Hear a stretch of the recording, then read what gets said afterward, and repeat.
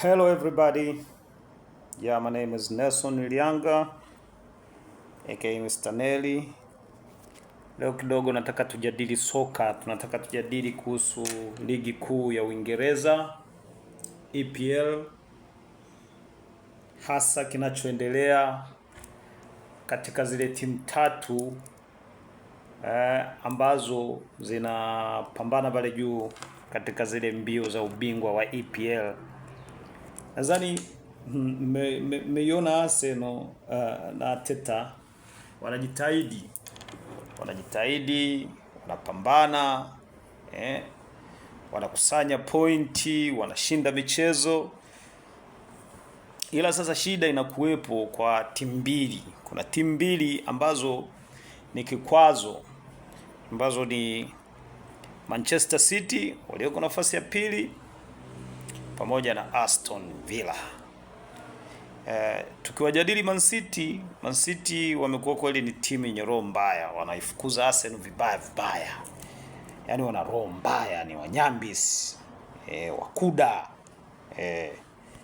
watu wenye roho kwenye roho imejikunja namna hii.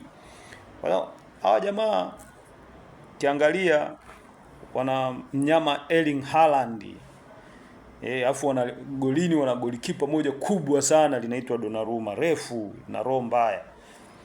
Hawa ndo watu ambao kama Arsenal wasipotoa ubingwa msimu huu, hawa ndo watakuwa kikwazo.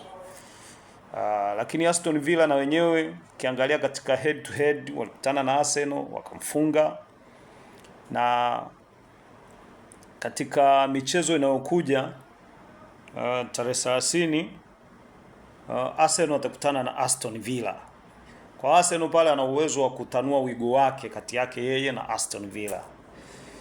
Ni juu ya Arteta kupanga kikosi chake vizuri, ni juu ya Arteta kuangalia atamtumia nani, kama ataendelea kumtumia Gyökeres kule mbele au amua kumtumia Gabriel Jesus, kwa sababu Gabriel Jesus katika dakika chache alizocheza katika game iliyopita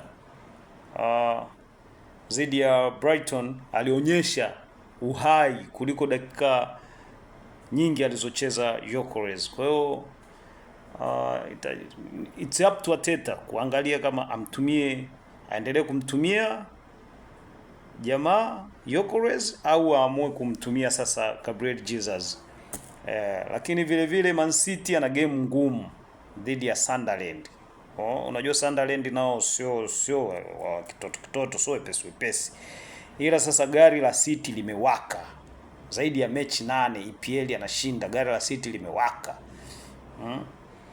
Sasa Arsenal wajiangalie kule keleleni, lakini vile vile mimi nikiwa kama mdau wa soka sipendezewi na timu zile zinakuwa mabingwa wao tu. Nilikuwa natamani this time around angalau Arsenal aweze kuibuka kidedea. Tupo hapo, tukutane hiyo tarehe 30 kabla ya kuingia New Year, tuone inakuwaje pale EPL.